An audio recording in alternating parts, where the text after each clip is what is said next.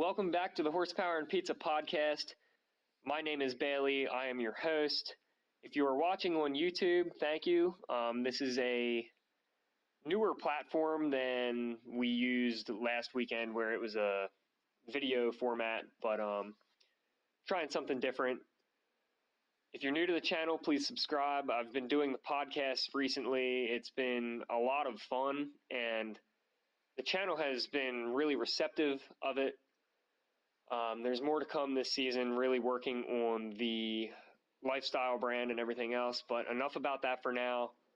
I have a special guest with me today. His name is RJ Kresock at RJK Photographs on Instagram. He's one of my best friends, and we're going to talk cars like any other Saturday. Well, Sunday you guys are hearing this, so thank you for listening and stay tuned. Yeah. Well, and hey, I appreciate you having me on.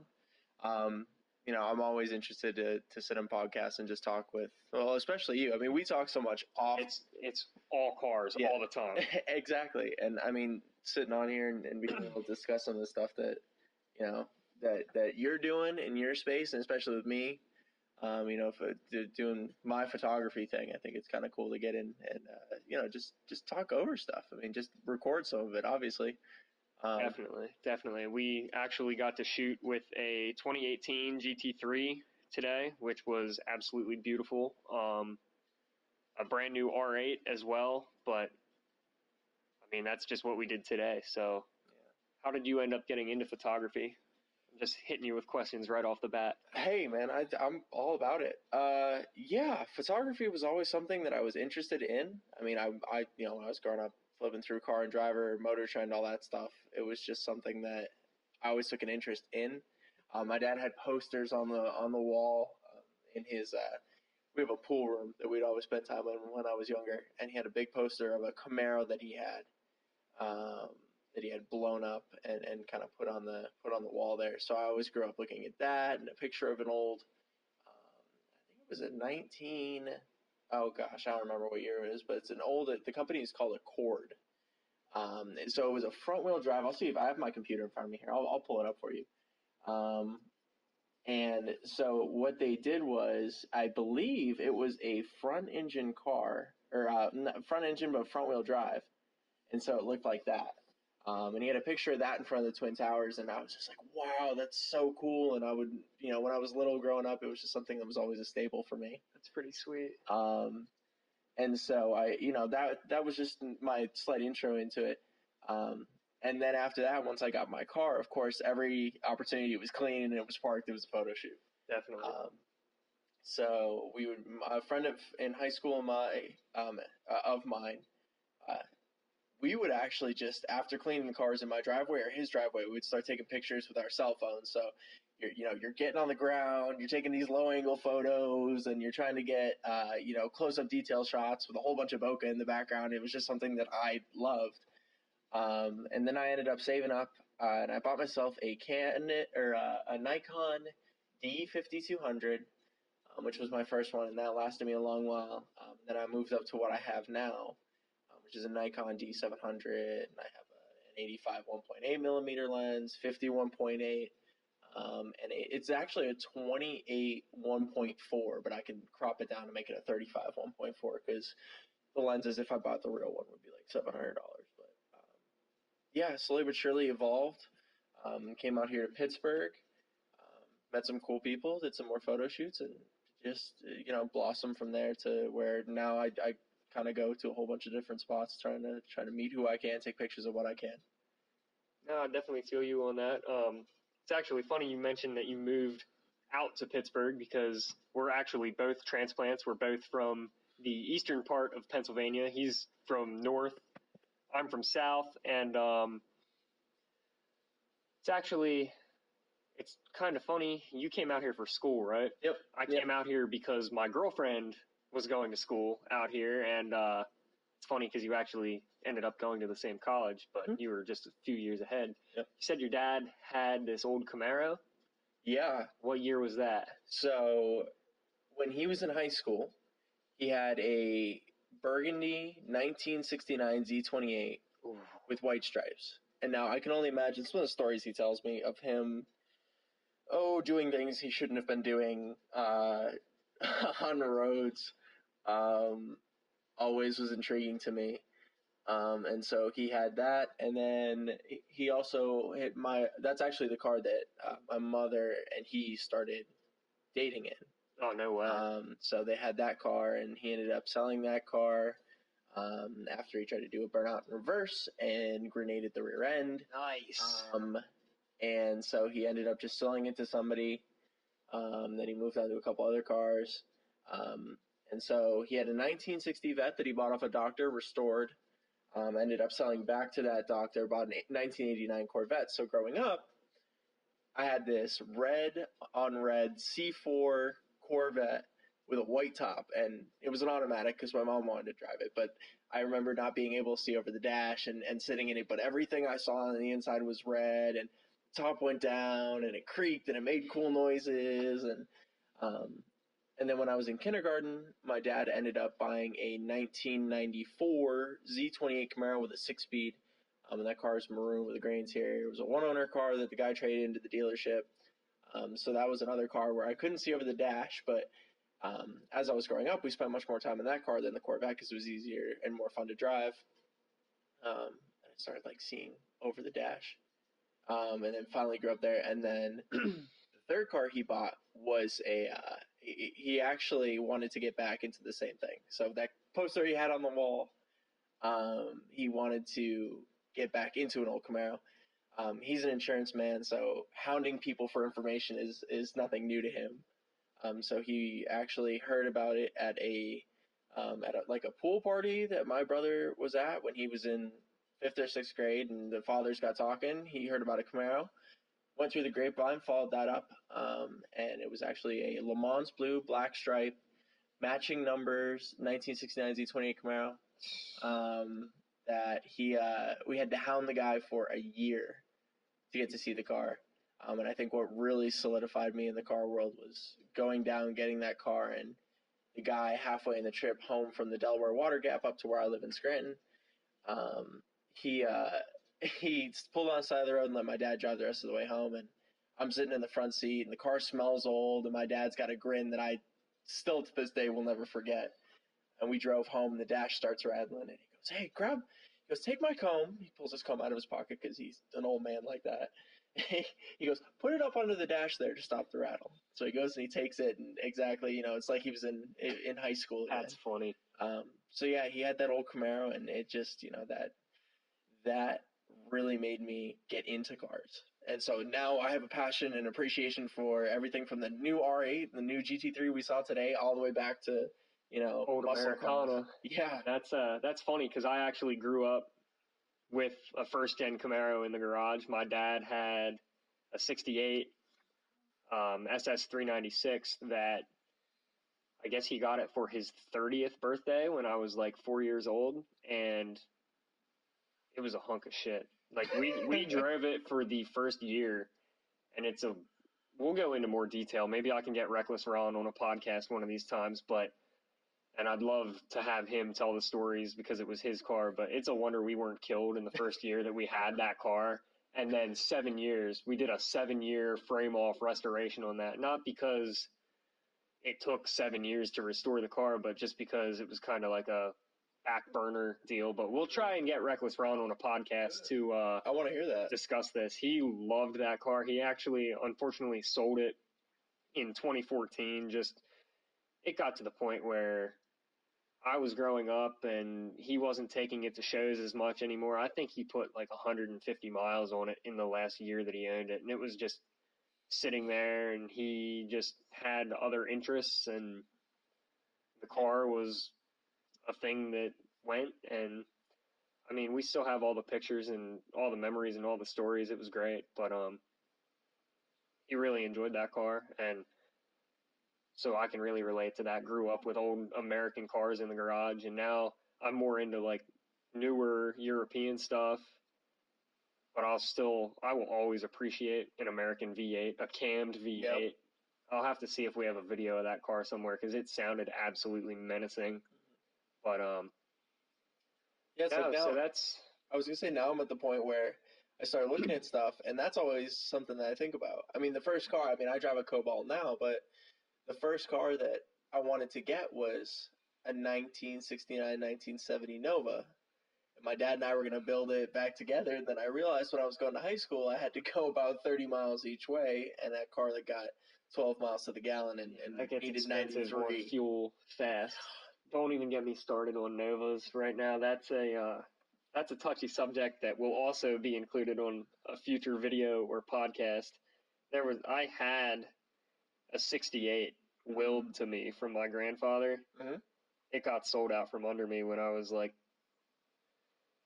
we sold it to somebody there was a verbal agreement that they would sell it back to me for what they paid for it when I turned 18. Mm-hmm.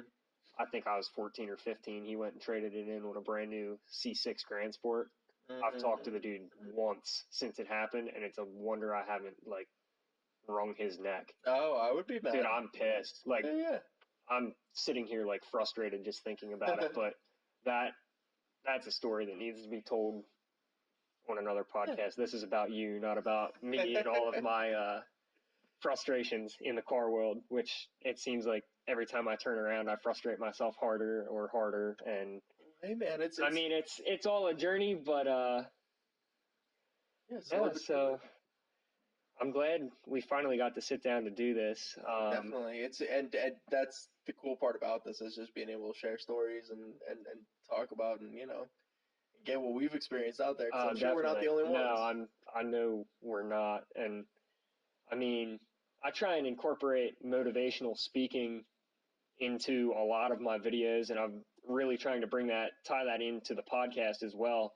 And I know you and I were talking today. RJ and I hung out legitimately all day. We went to breakfast this morning, and we were going to sit down and do this morning, and it ended up we did for 35 minutes, and we tried, but it only recorded 22 minutes of it. And I don't know, the camera timed out. We did it on my iPhone last week. We tried to do it with a vlog camera this week. But all that aside, we've been together all day, shot with 2 brand new supercars, had breakfast, just had a snack.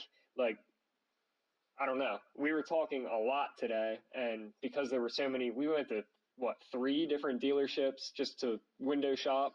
Yep. Did all kinds of dumb stuff. You're sitting here rolling your eyes, but...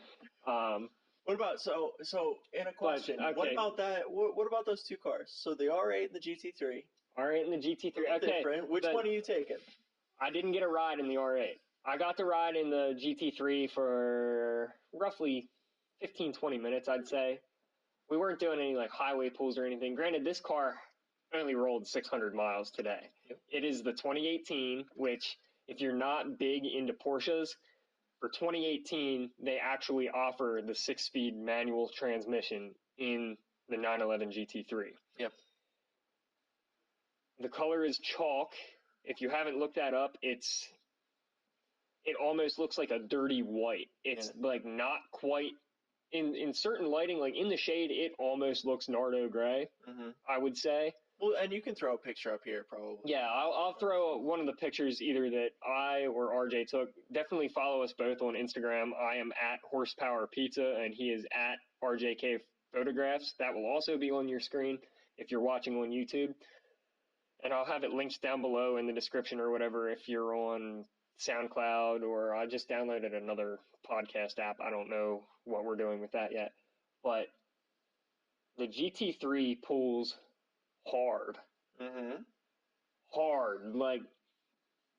I want a 911 in the worst way. I know absolutely nothing about Porsches other than, I'm slowly getting into them more and more because I recently went to look at a car that I was considering purchasing, and my buddy's the salesman, and they had a 997 Carrera S parked beside this car I was looking at, and his dumb ass made the mistake of giving me the keys to that car. I didn't even drive it. I got in it, I started it, and I closed the door and just sat there by myself for a good 5 or 10 minutes dreaming. Yeah. And that, man, it kills me.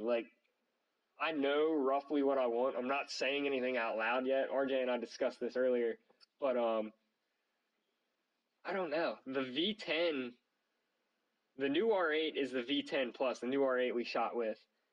But the 4-liter flat six is also, that flat six whale, I will always love. They just scream. Yeah. They rev so high and they scream. So it's funny because. Okay, sorry. I don't want to cut you off. You asked me. I would take the GT3 just because I love the R8, but I'm not sure how I feel about the new generation. I loved that full carbon door wing on the last gen, and they kind of took that off. It's only as high as the door itself currently, but I love the way the Porsche looks. I love the way it handles. Not that I had driven it, but I love a high revving, screaming NA car. But so, I mean, I'll reverse this on you. Let's hear what you have to say now. So it's interesting because to me, the first GT3 I ever rode in was a 3.8. It was a 991.1. This is a 991.2. Right. So the 991.1 GT3 with the 3.8 and the PDK. And so I had two friends who had those. And when I got a ride in it, still, I mean, my heart still belongs to the 3.8. I love the 4.0. I understand it's 50 more horsepower. I understand you can get a manual in it. But the 3.8 just sounds so menacing, and it shrills up at the top end that the 4.0 doesn't. So the gentleman who had the R8 previously had a GT3 RS, and he convinced the current owner of the new GT3, who previously had an AMG GTS, to get into the Porsche realm. I knew he looked familiar. Yeah. Kid with the gentleman with the GT3. I knew I had seen him before, and that's why. Yeah. He used to bring that car to Cars and Coffee all the time. So, yeah, his Instagram is Mr. AMG GT3 or something like that now. AMG T3 or something. He's had a couple iterations. I'll link it below. So he had a GT4, then they had a GTS, and then they have this GT3. And so I drove that GTS, and he drove that GTS.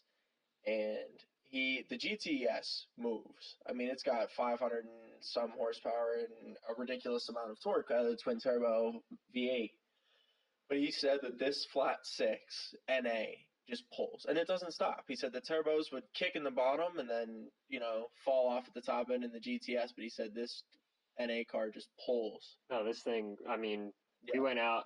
RJ was riding with him this morning, and I got like 2 good rollers. I'm sure one of them will be on Instagram at some point. But then when we got to location, got a couple shots, and we switched. And this is the first ever Porsche that I have had a ride in. And, I mean, like I said... Good one. Oh, like I said, it only rolled 600 miles today, so he's not, like, beating this car. It's cold in Pittsburgh. It was, like, 30 degrees today, 35 degrees. Probably. And, I mean, in the sun it wasn't bad, but in the shade where we were shooting at one point, it was freezing. So he was worried. Like, he did a couple little pulls because when we switched off, RJ wanted to get some rollers from the chase car, and he was just nervous. He didn't want to, like, rev it out in first, second, third gear because he was just worried the tires weren't going to tack up, and I completely understand. Sport Cup 2s don't like anything like under 45. So, but and I mean, it sounds menacing. He has a Graham Rahal performance exhaust on it, and it's... Sorry, I didn't mean to cut you off. No. And so the thing with that, like, that Graham Rahal exhaust, and it's funny, and we were laughing, and the car, or that exhaust is just, it's probably 3 feet of pipe. So, I mean, if you look at it online, I mean, I think they charge like $1,000 for that exhaust. And all it is just 3 feet of pipe on either side and a couple of cool exhaust tips. But, man, knocks off half the mufflers. Oh, my gosh. Does it make a difference? I mean, hearing that hit up towards 9K. Oh, when he gets up there in the RPM range, it's gorgeous. That last 500 gorgeous RPM sound. is the best. But, yeah, I think out of the two... And I told him, and I'm not a fan of the chalk color, but the GT3 with the stick, I mean, it's like a rifle bolt. that shifter is precise, the clutch is easy, the four-wheel steer makes it feel like it's a Miata. It's the craziest car. It's so good. Okay, let me pose this question. If you were to purchase one, what color, what specs would you get? I know what I would choose. And this car it's a well-optioned car, but he was telling me, the gentleman that owns it was telling me it's a lower options car. Like, it still has the steel brakes on it and everything like that. And I mean, carbon ceramics are cool if you're going to track the car. Yeah. You don't need carbon ceramics. Like, I'm sure he's going to take this car out and have fun with it. Like, you wouldn't. Oh yeah. You wouldn't buy something if you weren't. But like, you don't need carbon ceramics. They're unnecessary for just kind of a weekend car unless you're going to track it. In my opinion, I mean, I'm no expert, but go ahead and roast me in the comments. I don't care. Like, the carbon brakes are great, and everybody raves about the PCCBs, the Porsche carbon ceramic brakes. Everybody raves about the PCCBs, which are great. I mean, they squeal a little bit when they're cold, but once they're warm, they'll try to rip your eyeballs out of your head when you stop.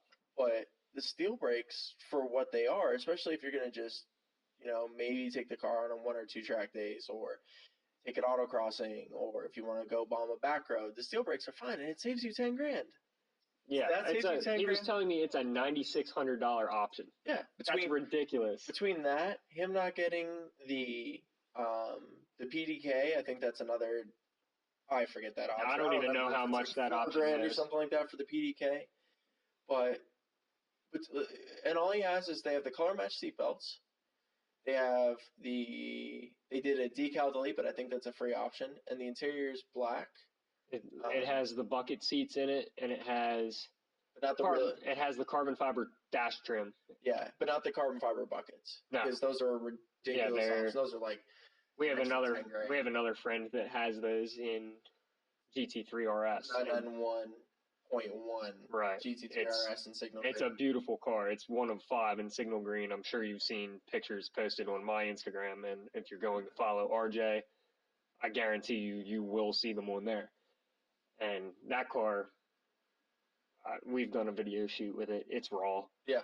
That car is absolutely raw. It's insane. That's got Sharkworks exhaust on it, but no. So let's back up here. I want to hear your spec, because that was the original question, and then we keep right. So my spec. Oh man, so I got about 3 colors in my head right now. Guards red. That's what. Never mind. We'll address that on another podcast. Yeah, I was gonna say, so guards red would be awesome. If I'm getting guards red, I want the carbon ceramics, so I get the yellow calipers with black interior, with red stitching, red seatbelts, things like that. Or signal yellow the same way with carbons. And then the third color, I'd love ultraviolet. Like, I've always loved ultraviolet. I think it looked best on the 991.1 GT3 RS. The GT, and I don't think you could get it on a GT3 unless it was that way. But unless it was a personalized color. But yeah, that would probably be my top 2, or guards red or signal yellow. I have in front of me this is for the 2019 GT3 RS. If I was going to option a 2018 GT3, I don't know if you can get racing yellow. I know you can get signal yellow. Can you get racing yellow? They had it as an option when we were at the Porsche dealer today, but I don't know what models it. You might have to get that as a custom color, because I mean, so they'll just about let you get anything. The Mexico blues, voodoo blues. I mean, if you're willing to pay, they'll work with you if you're speccing a car, because obviously, you're dealing with Porsche. But no, I would need one. I would need one in yellow or black. I would probably option the carbon ceramics on it, especially on the black, because then you get the yellow calipers that would offset. You'd have that nice little contrast, and black and yellow look really well. Black wheels, light wheels, which color? Probably light, like the silver. Silver wheels. You can't go wrong. It's just a classy spec. I Yeah, saw a LaFerrari in that spec, or not a LaFerrari. It was a P1 with it was black light wheels. You had a black interior and yellow calipers, and it was so classy. P1's a whole nother monster. Yeah, but it wasn't trying to be obnoxious, and I'm all about I first one that comes to mind is Schmee's 675 LT Spider, like that purple, like you Salamandrin goes and decided to paint his CGT that wild pink. Oh, I saw that. That's cool. That's like an original Porsche color. I didn't know that. That pink. Really? It's like a color from the 60s, I think. Is it really? Look it up. Yeah, you have your computer. I'm so interested. Yeah, I'm pretty sure Salamandrin's CGT that he painted pink. But no, I didn't want to get caught up too much in the GT3 talk, but I always feel like every podcast goes to every GT3 podcast eventually. we end up speaking about cars that I know nothing about, and then I'll just look like an idiot. Before we jump off this though, wasn't Matt Farah talking about a Porsche that was this color? I don't know what it's called, but I think Matt Farah was talking about, because he repainted it. It was like a purple, and then he painted it like a lighter pink, or it was a lighter pink, and then he painted it purple. Yeah, he's something else though. I'd like to meet up with him and talk with him and figure out what he does, because he goes through cars like I go through softs. Definitely. I'm still laughing here because about a minute ago RJ said it was a P1 and it wasn't obnoxious, and that blows my mind, because that's a hypercar that is, at this point, resale value on them is like, they're up there. They're up over $2 million market value. Oh, here it is. I'll have you throw a picture up, but it's so perfect. It's so perfect, and it's so. See, it is. I can understand why you're saying it's not obnoxious, because it is like a subtle color. It's not an in-your-face. Yeah, see, like, that's a P1 GTR, and it's bright yellow. Yeah, right. Everyone I've seen is bright yellow or we got to close the computer before we... we'll be on Google Images all night. Right. But, hey, I wanted to ask you a question. Okay. So have you been keeping up with Geneva at all? Have you been looking at that stuff? Because there's some crazy stuff coming out. I worked so much this week that I didn't get to keep up with it as much as I would have liked to. I did see BMW released, it's still considered a concept, but it's the M8 Grand Coupe. Mm-hmm. I'm not a huge fan of the Grand Coupe concept, like the entire concept of the Grand Coupe, not the M8. Right. However, the color they released this in, it's like a grayish dark green that kind of has a blue hue to it. It's gorgeous. I'm a huge BMW guy. If you're new to the channel, that's just something that I had an E46 when I was in high school, and I've had the opportunity to drive many, many BMWs over the past few years, and they don't call them the ultimate driving machine for no reason. That's just that's a statement I will stand by till the day I die. But I'm interested to see as they release more specs. I've only seen the pictures. I haven't really read any articles, but I would imagine it's going to have like the same drivetrain in it that they've been putting in a lot of their other M cars in recent years. It's probably going to be the twin turbo V8 like is in the M5. Well, I guess the M6 is no more. I think they killed the 6 Series to bring the 8s back.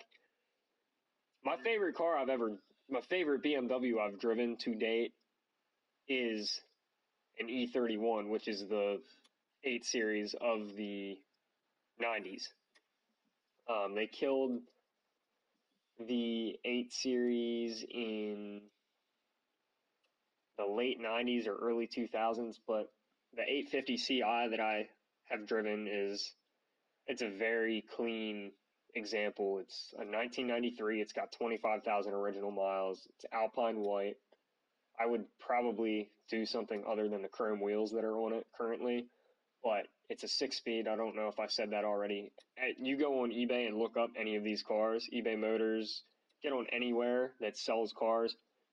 I'd say a good 90% of the ones you find for sale are all 1, high miles, and 2, automatic.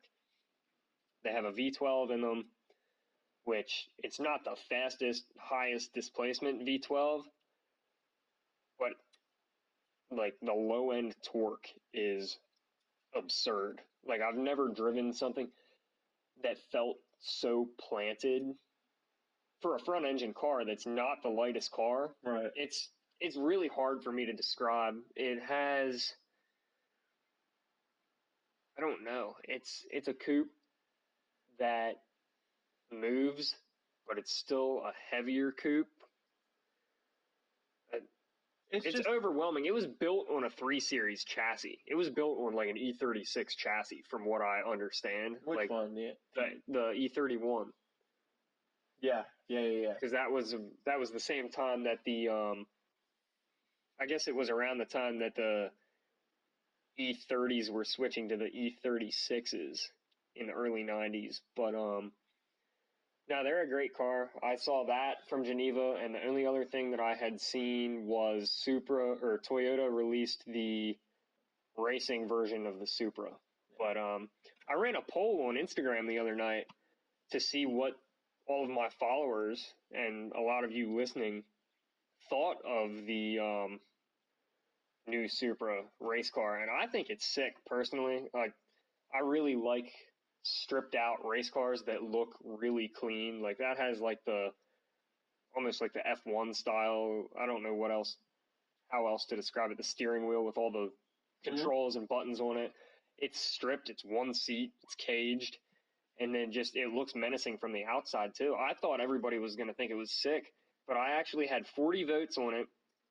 19 of them were for it's hot, and the other 21 were for ew. And I was like, damn, like, I don't know. And to each their own. I'm not going to sit here and try and change your mind. I can't preach build it for you on my channel and as like my mission statement or slogan for my company, and then sit here and tell you your opinion's wrong. If you're not into it, you're not into it. But like, my girlfriend isn't into like obnoxious wings on cars, and it's starting to grow on her, which I'm loving. Like, we were in Detroit, and the ZR1 has that massive carbon wing on it, and she was all about it. Like, I think that's the sickest thing. Like, I'm kind of rubbing off on her because I like obnoxious shit.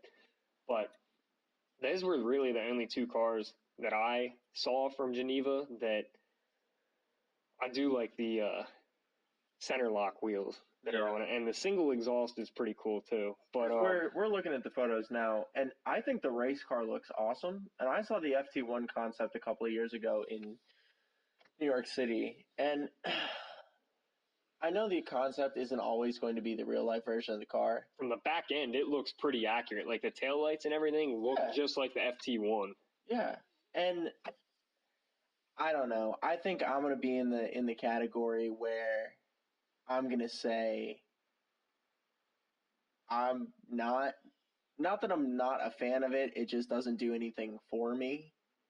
Like, I'm looking at the car itself, and I see a lot of TVR in there. I mean, especially in the back with kind of how the taillights are. It looks like a Cigaris, but you know, I'll wait to see till the actual production car comes out. And I mean, I hope BMW has a hand in the motor platform, because I hope Toyota just doesn't put, you know, a V6 or something, and I hope they start harking back to straight 6 twin turbo like they did in the. I would love to see. I can't wait to see like you're saying, the production model, the street version of the car. And it's funny you brought up BMW, because it is a Toyota car. It's supposed to be the new generation Supra, but it has been rumored for the past several years that the FT1 would share the platform. I guess they were going to do like a cross. Yeah, like a cross production, like Scion and Subaru did with the BRZ FRS, the 86 platform. For those of you that don't know, I owned a BRZ when I was in college. I loved it. I miss it. I didn't do anything bad to it. I just sold it because I got bored, and I shouldn't have, because that was a financial mistake. Yep. But no, that's supposedly what BMW and Toyota are getting into with the new Supra concept, and it was rumored that it was going to be they were going to kill the Z4 from the BMW family, and it was going to be called the Z5. And then last year, I think it was at Pebble Beach, BMW brought out that orange Z4 concept. Mm-hmm. So it's still theoretically going to be called the Z4. Whether or not Toyota has a hand in it, I'm going to be curious to find out. But I'm definitely interested to see what power plant goes into it, because if BMW's involved, I know the 2JZ that was in the original Supra was a 3-liter inline-6 turbo, twin turbo. Sequential twin, yeah. BMW does the 3-liter very well. Like, if you look at a lot of their cars, like BMW's 6-cylinder cars, they are all inline-6 cars. They do the inline-6 very well. It just so happens that a lot of them are also 3-liter inline-6s, which seems to be a good size for Seems to be a good omen as well.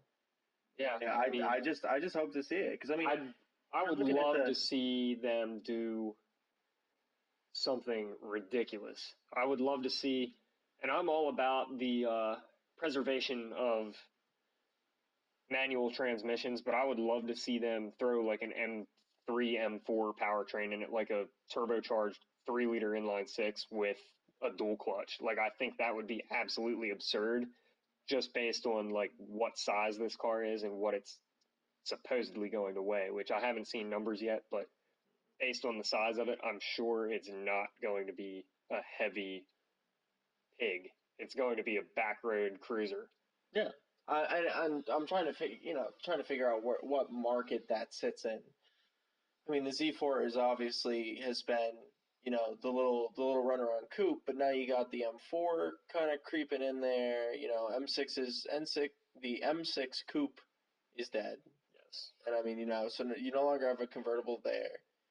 And then the M4 convertible is it's got its own little area there. So I'm interested to see where it sits. Is it going to be a beefier, more grand touring M4? Is it going to be a smaller M6? Is it going to be an M6 replacement? I feel like it's going to be a smaller, because they're saying it's going to be the Z4, the new platform of the Z4. I'm thinking it's going to be a smaller, like a roadster type deal. Yeah. I wouldn't specifically say like a grand touring car, but that's just my opinion on it. I'll be interested to see price points too, because if BMW is going to have a version of it and Toyota is going to have a version of it, obviously you're going to have different trim levels there. It's not going to be like I'll be interested to see how they do it, just because the BRZ and the FRS, like Subaru, the BRZ had a couple more options and like a nicer interior than the FRS did. Now the Toyota 86, which it was always the same car, but America didn't get the Toyota 86 until Toyota killed Scion. But they were the same car with the exception of the front bumper, your paint options, and the interior. Everything was the same. It had the FA20. They both had. So I'll just be interested to see, because Toyota, when I think Toyota, like I guess we were at 4 dealerships today. We ended up at a Toyota dealership. Yeah, they have sedans on their lot that are like 40 grand, but I mean, 40 grand to you and me is 40 grand, but 40 grand to some of the people we hang out with is chump change. Right. I mean, it all depends on your price point and your income and what you can and can't afford. But I would be really interested to see what the price difference is going to be between the BMW version and the Toyota version, if they do in fact team up on this car as rumored. Like, that's really not even confirmed as far as I can tell, but I would love, because I know BMW's sports cars are generally, I don't know what a new Z4 goes for currently, but I'm sure it's above 50 grand. And I just can't see Toyota coming out with like a new sports car and being like, oh yeah, it's 60 grand. Like, Toyota is a great brand. I love Toyota, but they're more of an economy, to me anyway, they're more of an economy, family-oriented brand. And I think that's the whole reason they're doing this. I think they're trying to get back into the sports car game. So, I mean, you can only go so long with selling a 200 horsepower rear-wheel drive, fun little coupe for kids, air quote, for kids, that comes on 215 tires and, is basically just a beefed up Impreza drivetrain. I mean, you can only run that so long. And I think agree with Supra, you. the death of the Supra, the Mark IV Supra is iconic. And for them to just say, hey, listen, we're going to stick to Priuses and Highlanders and Camrys, and we really don't want to get in the performance market. It's been too long. So, I mean, obviously BMW has been killing it lately. I mean, I love the M3, love the M4, love, the M2. Let me cut you off real quick. Between the F80 M3 and the F80, what is it, F82 M4? I don't know. I don't know what the code is. Doesn't matter. Between the F80 M3 and the M4, which do you like better? The sedan or the coupe? Like, we're just talking sedan. Me too. Sedan. They have the same drivetrain in them, don't they? Yep. Everything's identical. Everything's identical. It's just a sedan or a coupe. I would have to get myself. There's a purple. The purple is sick. That's around somewhere. I've seen the purple with the white interior. Have you seen that? I have. It's gorgeous. I would have to go with the sedan too, just because the M4 kind of disappoints me. It doesn't have those wide hips in the rear. Right. And to me, an M car has always been like the wide body car of the line. It's always like the pinnacle of the series. Like, you start out with your 325 or your 328 and then build your way up the entire way up to the M car. Like, if you look at an E46, they all look like they skipped leg day. And then you get to the M3 and it's just got those hips on it. And that's how I feel about the F80 M3. It's got those hips in the rear, but the M4 does not have those curves to it. Right. But sorry, I agree. didn't want to interject there, but that's just something I've noticed recently. That also, me being a wagon guy, upset they didn't make a wagon, but that's another whole other issue in general. But that's a debate for another day. Right. Yeah, I mean, it's there's a lot changing. There's a lot coming up, and I'm excited to see the stuff that came out of Geneva. Hopefully a lot of that, I mean, all the hypercars that came out, the new Chiron, that's not really that different, but they say it's different. That's interesting too, but I think it's prettier than the Veyron, personally. Oh, 100%. It's just that the Chiron Sport, it doesn't really make anything different. I think they pulled, let me see. Still 1,300 horsepower and 1,180 pound-feet of torque, but I think the only thing they did was pull weight out of it, and by pulling weight, I don't think it was that much. I'm pretty sure, let me see, I'm trying to scan through here for any sort of stats, but yeah, it's 40 pounds lighter than the regular version. And what they did is they did new wheels, thinner glass, and more carbon fiber to the intercooler cover and windshield wipers. So you're going to pay extra money for a car that they pulled 40 pounds out of and put different glass, when you can different afford wheels. One of those, you don't care. That's the problem. It just makes me roll my eyes. What do you think of the Apollo? Gorgeous. It's gorgeous. It sounds absolutely menacing. To me, it is the Rimac is awesome in terms of things that are. You got a call coming in. I don't know if it's still recording this. Yeah, I'm pretty sure it is. But yeah, it's just an interesting car. But we'll see. We'll have other podcasts where we can talk about that. Yeah. I mean, keep me in the loop. Let me know what goes on with what you got going on. I know you got big projects coming up. 2018 is going to be big for you. We got. I'll actually drop this here. This is the first time announcing it. We are signed up as a vendor for a show on July 7th in West Virginia. I want to say it's the Berkeley County Fairgrounds, but don't quote me on that. Let me try and go through my text here quick. But it's called Shrink All the Cars. I'm sure some of you have heard of it. It is a fairly large show. Like when the promoter contacted me, I had heard of the show, but it's give me a second here. Yes, Berkeley County Fairgrounds, July 7th. We will have a booth there set up as like a pop-up shop for Horsepower and Pizza. This is also the first place that I've announced this. We have 3 new shirts coming out for the spring/summer line. A couple new accessories. I haven't really narrowed everything down yet. Still working with my graphic artist and trying to coordinate everything. Hopefully make it happen here soon. But this is the first official announcement. Good. Well, yeah, I'll keep me in the loop.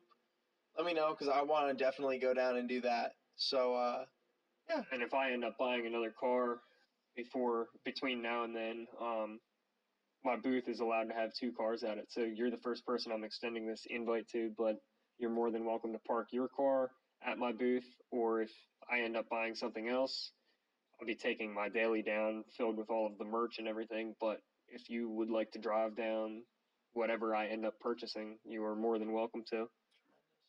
So, well, I mean, and hey, thank you for having me on this. I mean, I'm excited. I'm glad we finally got to sit down and do it, because we've been talking about it for a couple weeks now, and I want to continue doing this. I'm gonna continue putting them out at 9 a.m. Sunday mornings, and I hope you guys enjoy it. I'm excited to see who else you have on too. See what other YouTubers and what other people want to collab. Even if it's over the phone. I mean, I got so many people like blowing me up. Like I thought everybody was gonna. I've struggled a lot, like trying to get the channel off the ground and dealing with like people from back home just don't understand. Like, and I said earlier I was going to continue to incorporate motivational speaking into this, and then I got sidetracked with whatever we were talking about the GT3, mm-hmm. And I will say what I was going to say now, but I also want to say, don't let anybody else talk you out of your dreams. Like, if I've been made fun of a lot growing up, and like at this point, I just don't care. I do my own thing. I wear crazy socks everywhere I go. I wear crazy shoes everywhere I go. I get the stupidest looks. I don't care. I do my own thing, and Horsepower and Pizza has been one of those things where, like, I came up with this idea a couple years ago, and last year I finally pulled the trigger on it. I was like, I'm going all in. Not all in, but, like, I sat down with a chunk of money and said, okay, we're going to make something happen now. So I started the lifestyle brand side of things, but I've really struggled trying to grow the YouTube channel. And here's where what I was going to say earlier comes into play. Not everything's going to happen overnight. And I've really started to realize that the more work and the more focus I put into something, the bigger the dividends are, the higher the payout is. And it's just not, I mean, I'm not doing anything crazy right now, but it's just, you need to be patient, because we were talking today about like, oh man, I'd love to have a GT3. I'd love to have an R8. I'd love to have this. I'm 22. RJ's 23. We are not, like, it's not going to happen right now. Yeah, and I'm not going to wake up tomorrow with Porsche keys in my pocket, but no. I might wake up in 10 years with Porsche keys in my pocket, but little by little, that's what it takes. But you know what? You're not just going to wake up. You got to put that work in. Yeah. And that's, if I can offer you any advice, I know I'm 22. I'm probably I'm probably younger than a lot of you listening. Work your ass off. Nobody cares. Work harder. Like, if you have an excuse or you want to sit around and complain, nobody cares. The only people, misery loves company, so the only people that are going to sit down and, if you're feeling sorry for yourself, the only other people that are going to feel sorry for you are people who are just as lazy as you are. Mm-hmm. I don't mean to sound like a dick saying that, but that's the fact of the matter. Like, surround yourself with motivated people. Have people who understand that the bare minimum will not create success, and you'll watch everybody prosper. It's wild. It's one thing that I never thought was actually true until I kind of stepped into a corporate environment, and then I realized, you find that one person that life gym buddy, That's exactly what Just it push. is. And that's we're trying to wrap this up here because it's 11:15 the night before this goes live. Like, you guys are literally, if you're listening to this when it goes live, you're listening to this 10 hours after we're recording it. Yep. But like, that's kind of what I'm trying to pound home here, is that, like, we hung out and did all kinds of fun stuff all day, and we got home, and sure, we could sit here and turn on Rick and Morty and sit here and just laugh. But I said, hey man, let's record this podcast. And you said, oh yeah, we should probably do that. Like, We got stuff to do. It's almost 11 o'clock at night. We're still sitting here. Like, this isn't what I do for a living, but this is still considered work to me. And you're not going to grow a channel if you're not posting content. You're not going to grow a business if you're not putting the work in. We're sitting down, we're putting the work in. If it pays off, it pays off. This is a dream at this point, but dreams don't work unless you do. So, do you have any closing thoughts for us? I'm sure you'll be back on a podcast before too long. But exactly, you'll see me in videos too. But I mean, once again, thank you, my man. I'm happy to be, in the pilot, in a couple of first pilot series here. But yeah, more to come. Best of luck to you. Best of luck to you as well. Thank you again for coming on. Thanks for everybody listening as well. Obviously, it's podcasts are a little different audience. So thanks for taking the time to listen to our stories. Yeah, I love you guys.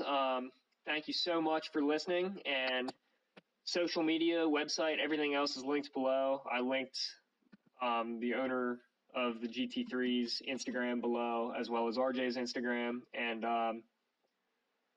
if you guys want to support, I appreciate if you head over to the site and pick something up. If not, just give this a huge like if you're watching it on YouTube, and please subscribe.